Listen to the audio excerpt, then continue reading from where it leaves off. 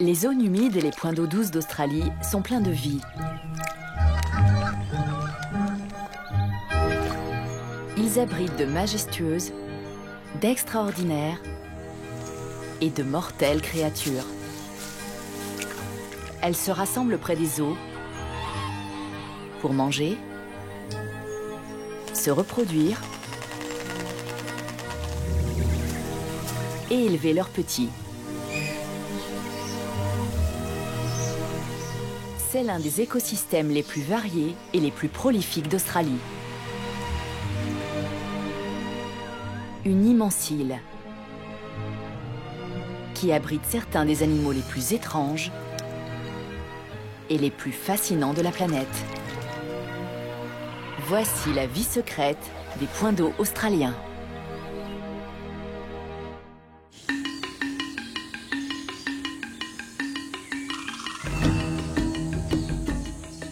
Le nord tropical de l'Australie. Terre plus chaude et plus sauvage que celle du sud.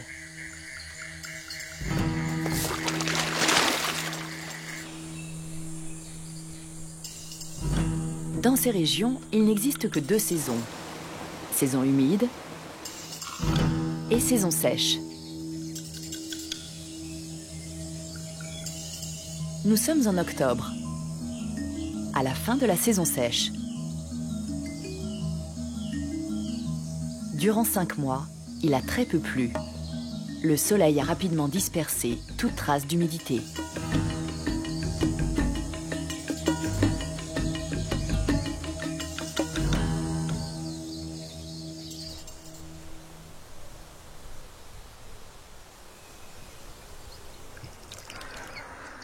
Les oiseaux se rassemblent autour d'un des derniers points d'eau. Ces rares réservoirs sont extrêmement précieux pour les animaux en quête d'eau et de nourriture. Jour après jour, le soleil cogne, la terre se fissure. Les températures sont élevées.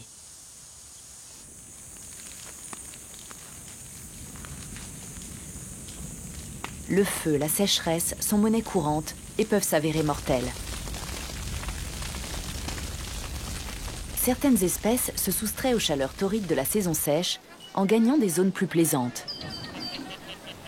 D'autres entrent dans une phase de sommeil sous terre.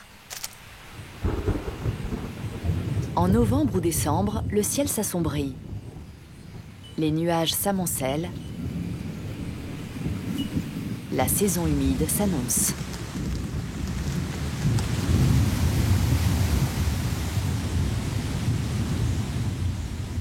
Trois ou 4 mois de pluies abondantes, d'humidité, d'orage et des millions et millions de litres de pluie.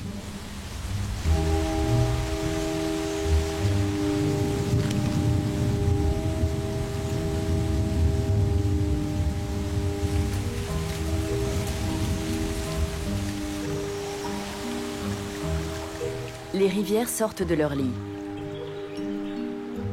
Elles recouvrent les plaines proches de la savane et créent d'immenses zones où les eaux sont peu profondes. Les pluies remplissent également les trous d'eau existants et les lagons. Les grenouilles sont les premières à apparaître. Elles se sont abritées du soleil dans les fissures, dans les troncs creux ou sous une couche de boue au sein d'un cocon fait à partir de leur propre peau.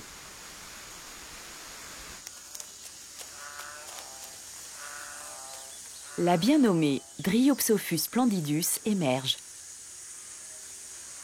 Ce mâle appelle immédiatement une partenaire. Pour les grenouilles des zones humides du nord, se reproduire est urgent. Le niveau de l'eau est élevé pour le moment, mais durant la saison humide, les niveaux ne cessent de monter et de descendre. Il faut s'assurer que les œufs ne sécheront pas. La grenouille passe immédiatement à l'action. En quelques heures seulement, les grenouilles se sont accouplées et ont pondu leurs œufs. À peine une semaine plus tard, de minuscules grenouilles gagnent la terre ferme. Les mares peu profondes qui se forment de façon temporaire constituent de parfaits lieux de ponte. Les points d'eau plus profonds seront bientôt envahis de prédateurs et deviendront dangereux pour les têtards. Avec les pluies incessantes dans les trous d'eau et les lagons, des œufs et des larves pullulent et font le régal des insectes, des petits poissons et des crustacés.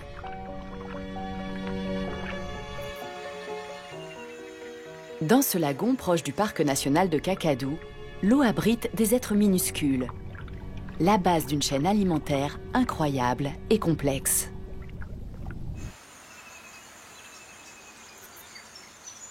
La vie végétale reprend également. La pluie redonne leur couleur aux nénuphars, fait se déployer leurs pétales d'un rose pur et leurs larges feuilles.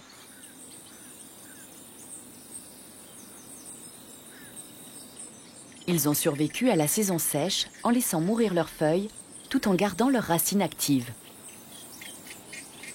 Ils poussent et fleurissent à nouveau. Leurs larges feuilles abritent alors les insectes et les larves qui se développent dans l'eau. Le dessous des feuilles et les tiges sont couverts d'algues dont se nourrissent ces nouveaux invertébrés.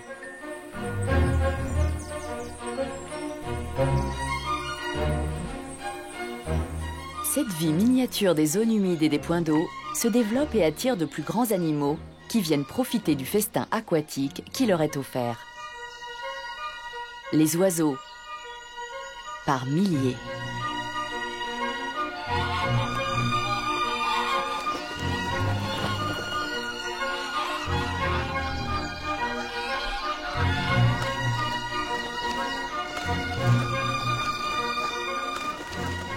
Du simple canard aux espèces exotiques les plus incroyables, les oiseaux règnent sur ce monde aquatique et humide.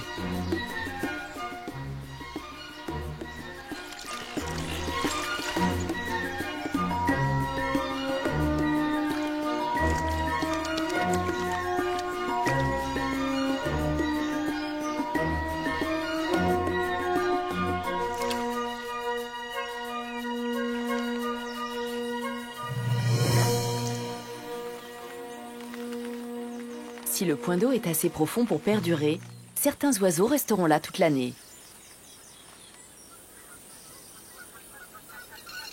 D'autres, comme cette canaroise semi-palmée en provenance d'autres régions d'Australie, viennent tirer avantage de ce nouveau monde aquatique engendré par les pluies.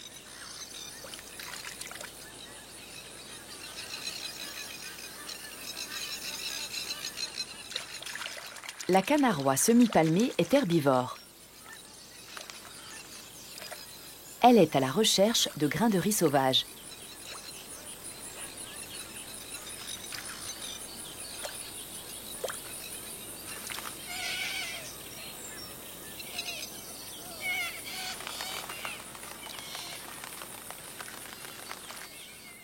Certaines espèces, comme cette aigrette, sont là pour les populations abondantes de poissons, d'insectes et de crustacés. Chaque espèce est dotée d'un bec qui lui permet d'attraper sa nourriture favorite. L'ibis, paré de ses brillantes plumes irisées, raffole des crustacés. À l'aide de son bec courbé, il peut sonder la boue en quête de nourriture.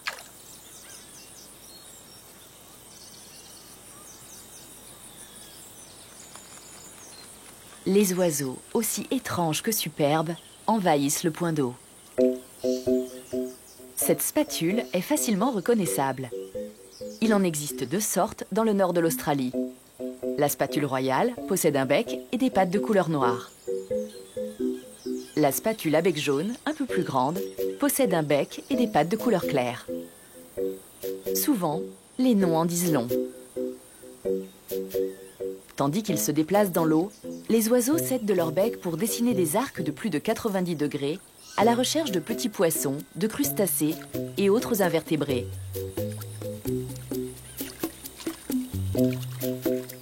Des organes sensoriels situés le long de leur bec leur permettent de détecter les mouvements pour se nourrir dans les eaux troubles.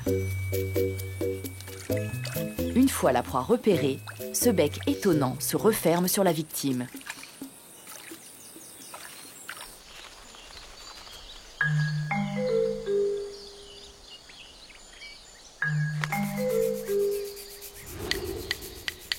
L'abondance d'insectes garantit à tous ces oiseaux de quoi manger.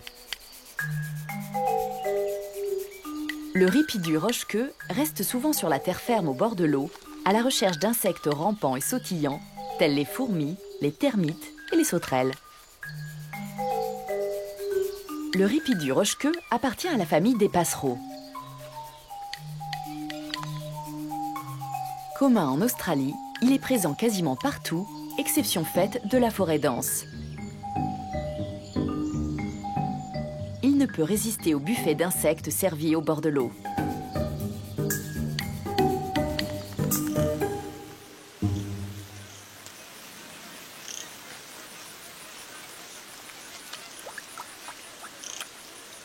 Les chasses blanches attrapent les insectes en écumant la surface de l'eau. Elle se sert de ses longues pattes pour s'aventurer un peu plus loin. Mais elle n'a pas l'amplitude du jacana. Surnommé l'oiseau lotus, il s'appuie sur les feuilles de nénuphar pour s'avancer au cœur du point d'eau et trouver d'autres insectes.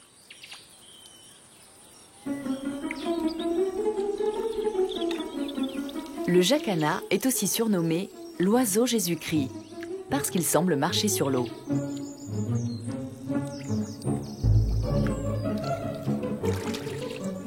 Ses doigts allongés lui permettent de répartir son poids sur toute la surface du nénuphar.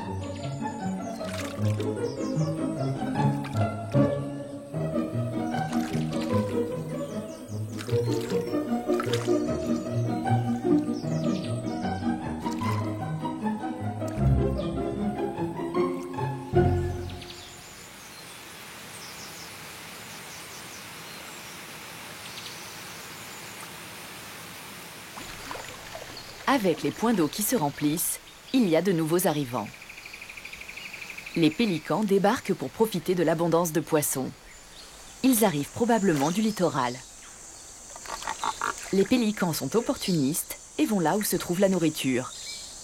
Ils possèdent l'un des plus longs becs du monde aviaire. Il peut mesurer jusqu'à 1 mètre de long.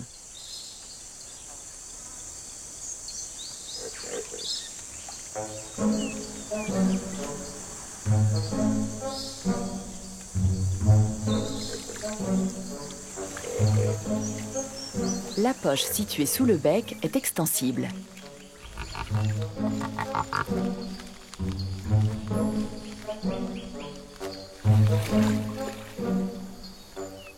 Grâce à cette poche, ils peuvent filtrer l'eau pour récupérer du poisson.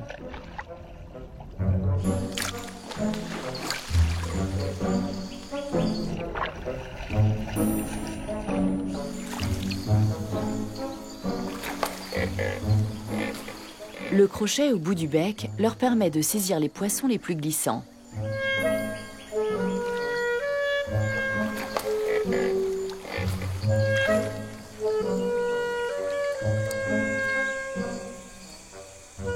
Ensuite, la poche se rétracte pour faire sortir l'eau et ne laisser que la prise que le pélican avale directement.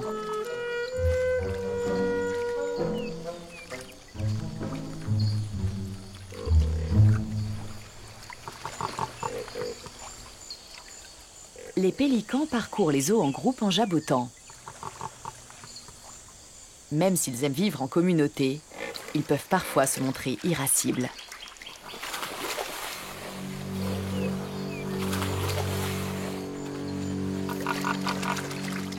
Tout ce raffut attire un des plus grands prédateurs des points d'eau. Le crocodile de Johnston, un reptile d'eau douce. Il vit dans l'embouchure des rivières pendant la saison sèche. Avec les pluies abondantes, les plaines inondées, il a l'occasion d'élargir sa zone de chasse.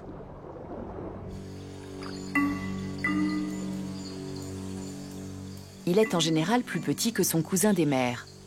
Il possède un museau plus fin, ce qui lui permet d'être discret et rapide.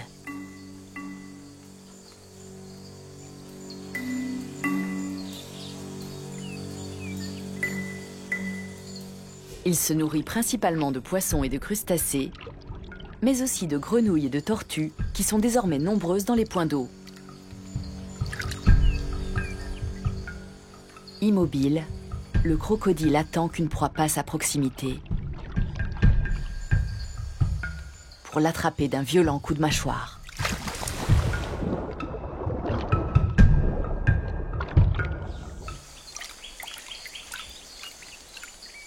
En grandissant, le crocodile s'attaquera à des mammifères comme le radeau ou des oiseaux.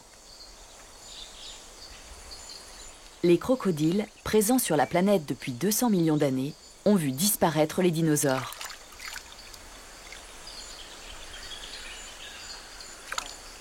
Les mouches continuent pourtant de les agacer. L'eau est bien plus dense que l'air. Les animaux qui évoluent à grande vitesse dans l'eau doivent être taillés pour la course. Même si ce crocodile passe du temps à rester immobile, il a la forme d'une torpille pour une efficacité maximum.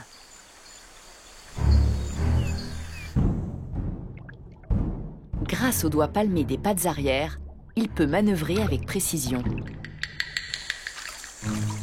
Sa queue puissante lui permet d'évoluer sans bruit et de s'approcher d'un pélican peu méfiant.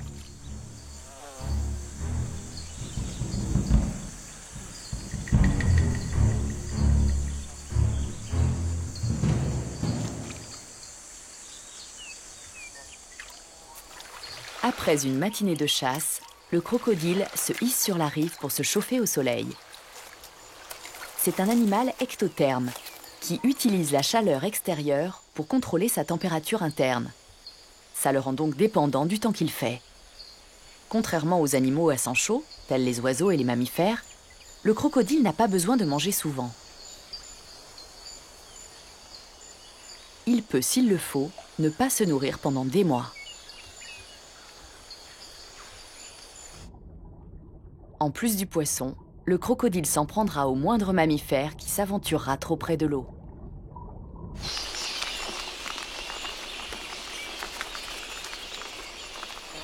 Un groupe de petits renards volants vient nicher tout près.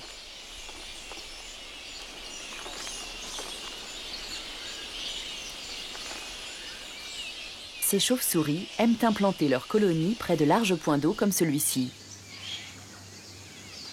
En plus d'une source d'eau assurée, cela leur procure également un repère quand elles reviennent de la chasse. Chaque nuit, elles s'envolent en groupe en quête de nectar, de fruits et de fleurs. Les chauves-souris descendent s'abreuver tout en volant, une gorgée qui pourrait leur être fatale.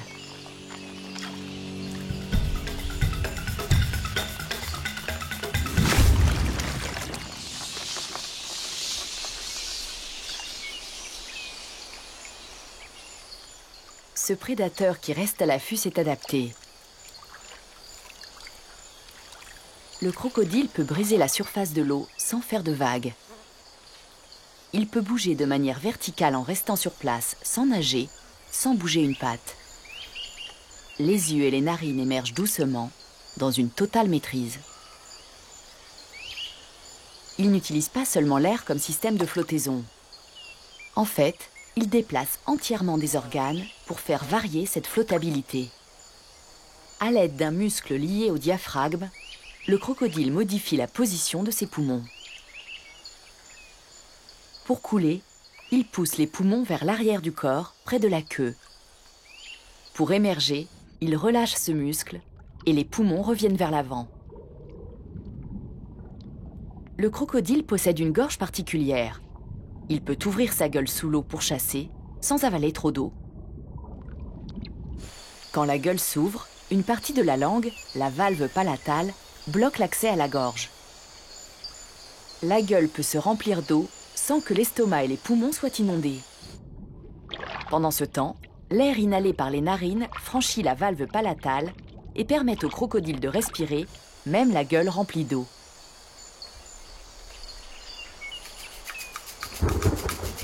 Tous les habitants du point d'eau ont leur façon d'obtenir de l'oxygène. Le poisson absorbe l'oxygène dissous dans l'eau par les branchies. Les oiseaux sont dotés de poumons mais possèdent également des sacs aériens, sorte d'extension de leurs poumons, qui leur permettent d'alimenter sans interruption leur organisme en oxygène.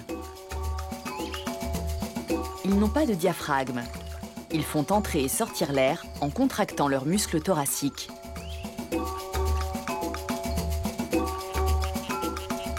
Les amphibiens ont des poumons, mais peuvent aussi respirer à travers leur peau. Grâce à un système respiratoire discret, le crocodile peut approcher sa proie sans laisser échapper aucune bulle. Il possède une excellente vision binoculaire. Et dans une eau sombre et boueuse, il a des outils lui permettant d'appréhender son environnement. Des récepteurs sensoriels sur son corps lui indiquent les variations de pression ou toute autre perturbation qui annoncerait l'heure du dîner.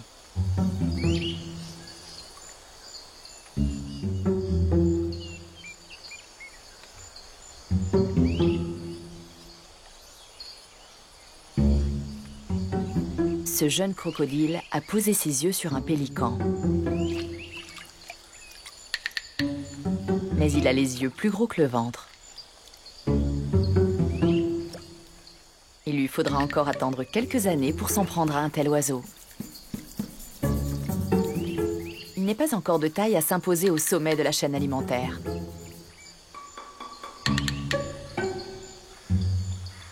Pour l'instant, il est lui-même au menu d'autres animaux.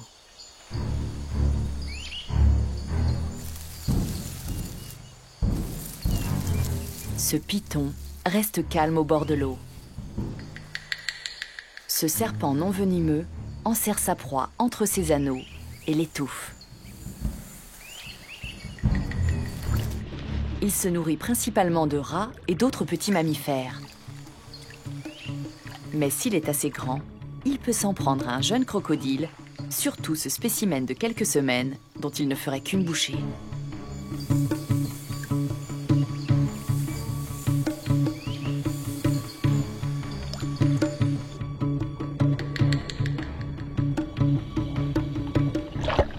Mais ce n'est pas pour aujourd'hui. Le python est un chasseur discret. Mais la capacité du crocodile à percevoir les variations de pression lui donne l'avantage et lui permet de filer à toute allure. Le serpent lui-même, comme tout autre maillon de la chaîne alimentaire, fait le régal d'un autre animal.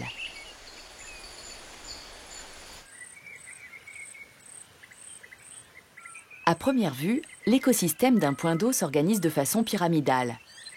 Le plancton nourrit les insectes, qui nourrissent les poissons et les oiseaux, qui à leur tour nourrissent de plus grands animaux tels que le crocodile. Mais la véritable loi de cette jungle aquatique est la suivante. Chaque être mange ce qu'il est capable d'avaler. Par exemple, nombre de poissons mangent des larves de coléoptères. Celles-ci, une fois développées, s'en prendront à de jeunes poissons. Dans un point d'eau, tout finit par se payer. Le serpent a beau être un prédateur, c'est aussi le repas préféré d'un maître des points d'eau. Il n'a pas l'apparence d'un prédateur. Il n'a pas de dents pointues, de griffes ou d'anneaux. C'est le jabiru.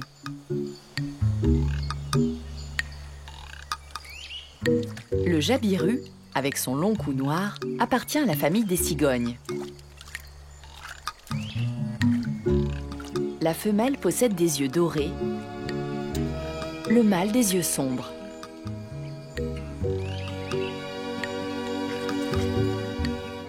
Elle fait 1,20 m de haut et possède une envergure de 2,50 m. Elle est dotée d'un bec solide, long de 30 cm, capable de perforer la carapace d'une tortue. Le jabiru règne en maître parmi les oiseaux aquatiques. Ce héron vient d'attraper un serpent. Mais le jabiru fait savoir qui est le patron.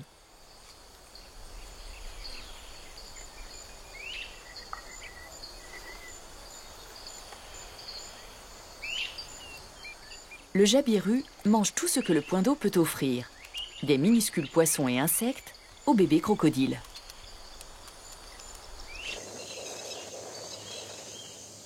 Telle la spatule, il se nourrit en fouillant les eaux peu profondes.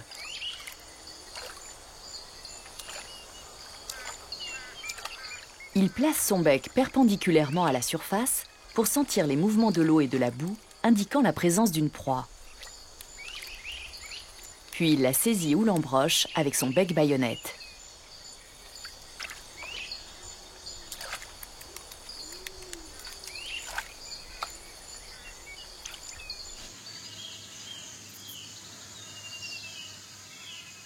Nombre d'oiseaux aquatiques sont dotés d'un bec de cette forme, solide et pointu, parfait pour attraper du poisson. Le martin pêcheur à dos bleu plonge en piqué depuis les branches qui surplombent l'eau. Il plonge dans l'eau à très grande vitesse pour saisir une proie qui ne se doutait de rien.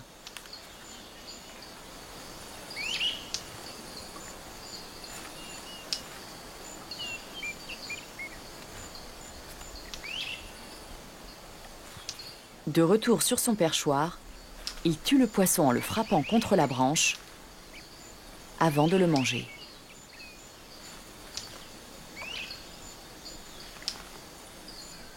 Le martin pêcheur a besoin que sa proie soit assez proche de la surface. D'autres oiseaux voient plus profond et diversifient leurs prises. Les hérons et les aigrettes se servent de leurs longues pattes pour aller traquer le poisson.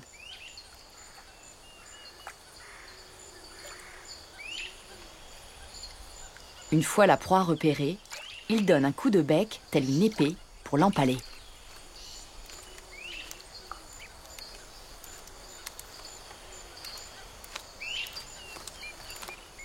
Les interactions entre les espèces vivant sur un point d'eau sont complexes.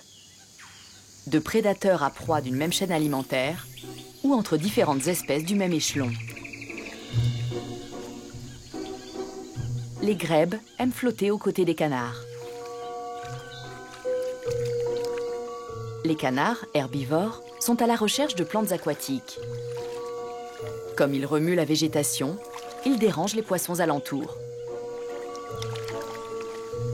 Les grèbes sautent sur l'occasion et plongent. Tandis qu'ils fuient toute agitation, les poissons sont des cibles faciles pour les grèbes.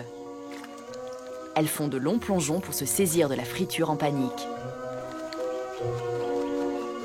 L'Aninga d'Australie est l'un des pêcheurs confirmés des points d'eau. Il maintient seulement sa tête et son cou hors de l'eau. Ce pêcheur confirmé plonge plus profondément que la plupart des autres oiseaux, à 1 mètre sous la surface, où il use de son solide bec pointu pour transpercer sa proie.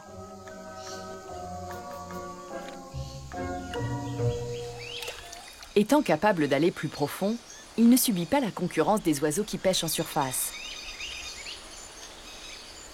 Les oiseaux, avec leurs os creux, flottent naturellement. L'Aninga s'est adapté de façon surprenante. La microstructure de ses plumes est telle qu'au lieu de repousser l'eau, elle la laisse pénétrer pour permettre à l'oiseau de couler. À proximité de la proie, il peut étendre son cou à la vitesse de l'éclair pour transpercer le poisson.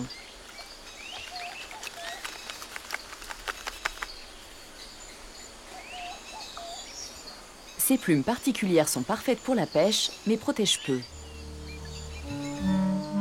Après ses plongeons, l'Aninga s'expose au soleil pour sécher.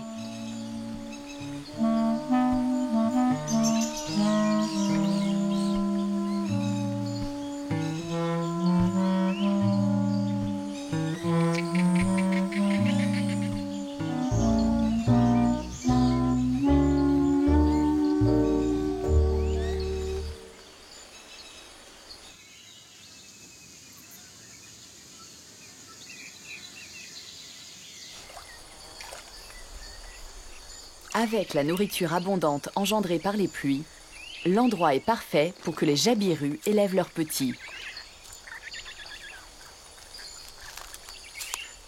Le couple d'oiseaux reste uni au moins une saison. Il a choisi d'établir son nid tout près de l'eau, un nid d'1 mètre de diamètre fait de branches et de morceaux de bois.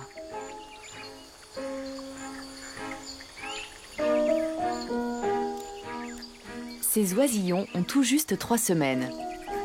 Ils grandissent rapidement et pèsent déjà 600 grammes.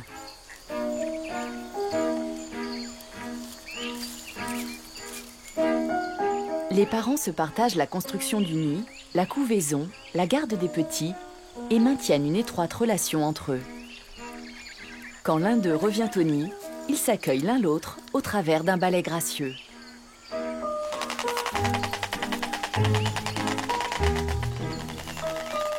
Ils font claquer leurs ailes déployées ainsi que leur bec.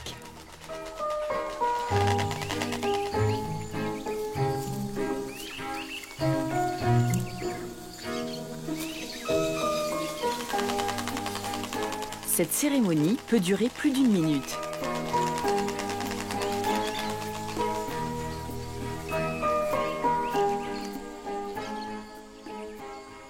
Les 2 parents rapportent aux petits de quoi manger. De petits poissons qu'ils régurgitent et que les oisillons avalent directement.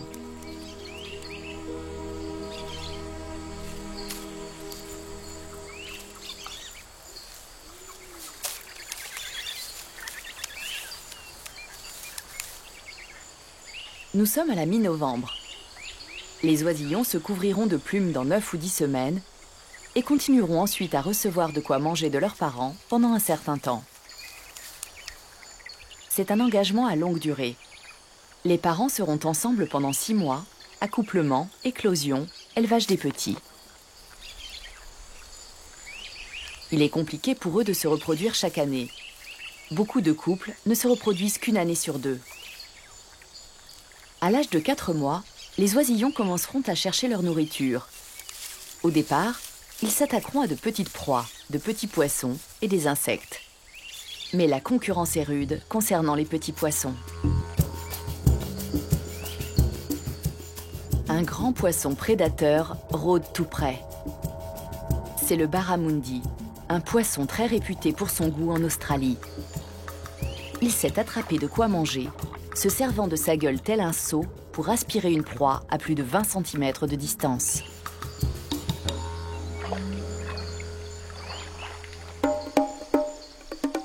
Mais le chasseur le plus talentueux est très certainement le poisson archer. Il vit dans les eaux de la mangrove, les rivières et les cours d'eau. Il ne paie pas de mine, mais il est capable de faire ça.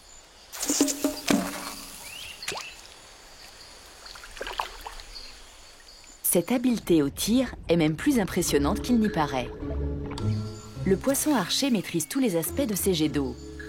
La vitesse, l'angle, la hauteur et la puissance. Contrôler un tel jet d'eau reste un véritable défi pour l'homme, mais pour le poisson archer, c'est un jeu d'enfant. Dès qu'un insecte est à sa portée, l'affaire est pliée.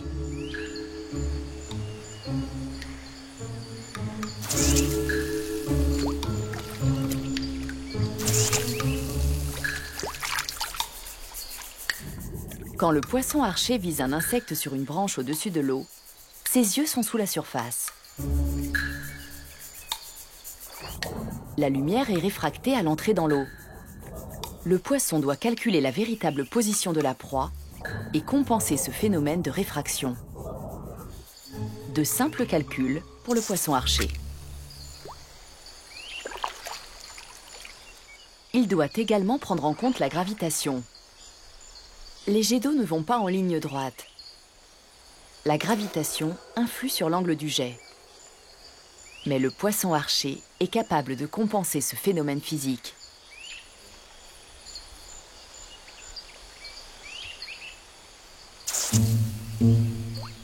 Dans le mille.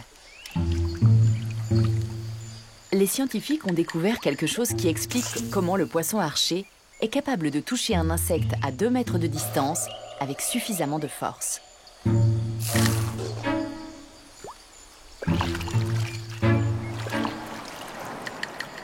La plupart des projectiles, comme les balles, lancés vers le haut, ralentiront avec la gravitation et la résistance de l'air.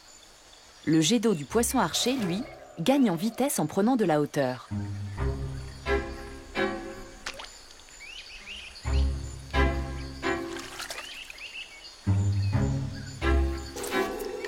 Quand le poisson expulse son jet, il fait varier le flux pour que la fin du jet soit plus rapide que le début.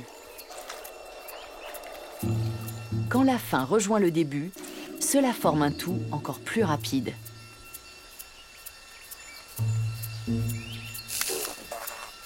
L'énergie gaspillée dans la forme d'arc s'accumule dans une boule d'eau qui vient frapper par surprise l'insecte sur son perchoir.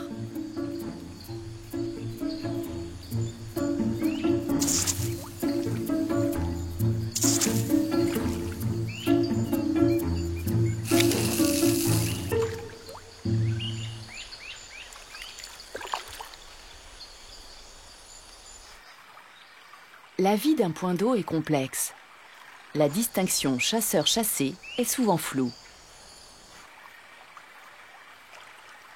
Cet écosystème repose sur un équilibre fragile, mais qui fonctionne.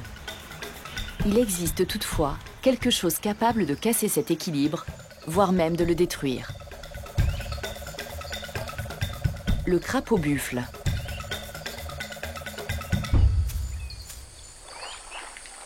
Originaire d'Amérique centrale et du Sud, le crapaud-buffle a été introduit en Australie dans les années 30 pour lutter contre les scarabées qui ravageaient les plantations de canne à sucre. Mais ce crapaud est une bombe à retardement pour les espèces endémiques. Il est entièrement recouvert de glandes qui produisent un véritable poison. Nombre d'espèces endémiques se nourrissent fréquemment de grenouilles et crapauds. Elles ont mangé sans se méfier des crapauds-buffles, une erreur fatale.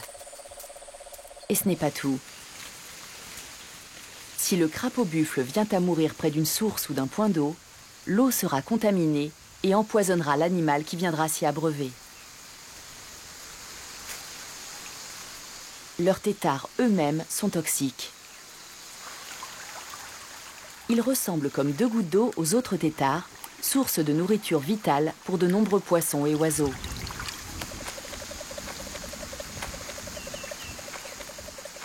Ces crapauds toxiques se sont déplacés vers l'ouest et se sont répandus peu à peu dans tout le pays. C'est une véritable catastrophe pour la faune sauvage.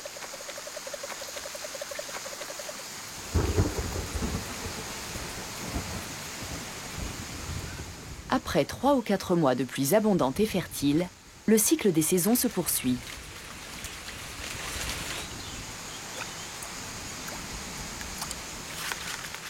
En mars, les averses sont moins fréquentes et plus faibles.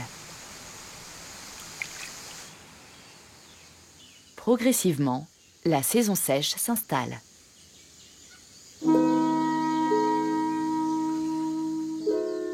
Au fur et à mesure qu'elle s'intensifie, les réserves d'eau se réduisent,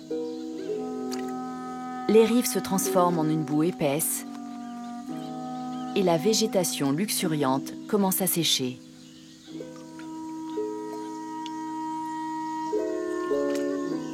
La vie pour les animaux devient plus difficile. Les espèces migratoires regagnent des terres plus fraîches, plus humides. Mais avec l'assèchement des points d'eau, se présentent de nouvelles opportunités pour le dingo. Il doit fouiller les recoins sauvages alentours en quête d'une proie. Il est friand de petits mammifères, tels le lapin ou de rongeurs.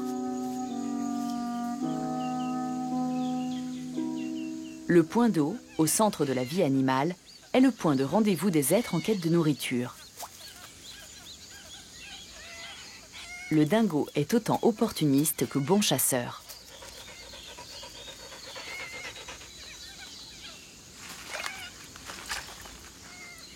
Si un animal meurt de faim ou de maladie, il en tirera profit.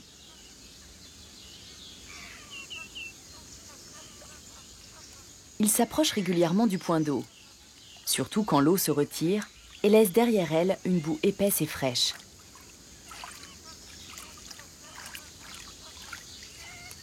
En tant que super prédateur, le dingo participe à l'équilibre de l'écosystème. Il contient les populations de chats sauvages, une espèce introduite qui, comme le crapaud-buffle, a fortement bouleversé la faune sauvage. Aujourd'hui, le dingo profite seulement d'un bain de boue.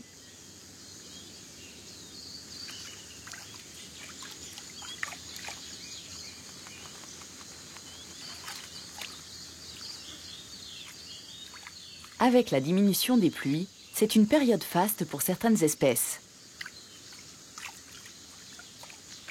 Toute la nourriture se concentre dans des points d'eau plus petits. La tâche est plus simple.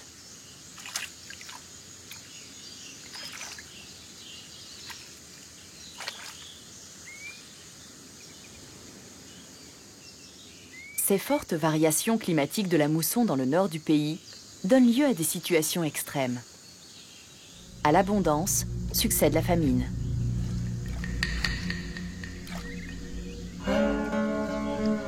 La vie sauvage a dû s'y adapter. Les Canarois semi-palmés abandonnent les grains de riz pour des tubercules riches en amidon, comme la châtaigne d'eau, qu'elles déterrent avec leur bec crochu. Certaines grenouilles se constituent un cocon dans la boue pour attendre le retour des pluies.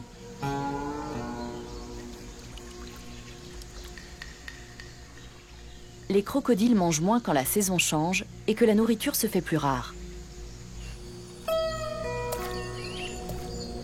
Ils peuvent eux aussi s'enterrer dans la boue pour affronter la sécheresse.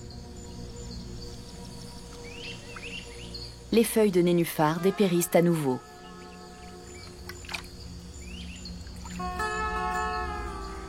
Certaines tortues d'eau douce attendent la saison sèche pour pondre leurs œufs dans les berges sablonneuses. À l'intérieur des œufs, les embryons se développent durant 70 jours, puis entrent dans une phase de stagnation, la diapause. Dans cet état de dormance, ils attendent que les pluies abondantes ou les crues atteignent leur nid. Puis, tous les petits sortiront immédiatement du nid.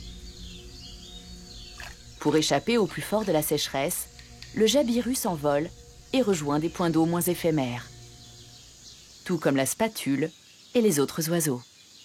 Les formes de vie plus petites, comme les crustacés, ont leur propre moyen de s'assurer que leur descendance passera la saison sèche. Certains œufs résistent à la sécheresse, d'autres sont si petits que le vent les emporte.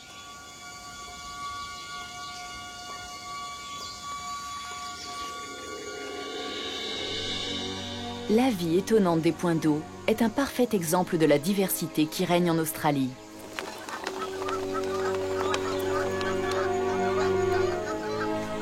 Ce sont des réserves naturelles pour des milliers d'espèces différentes.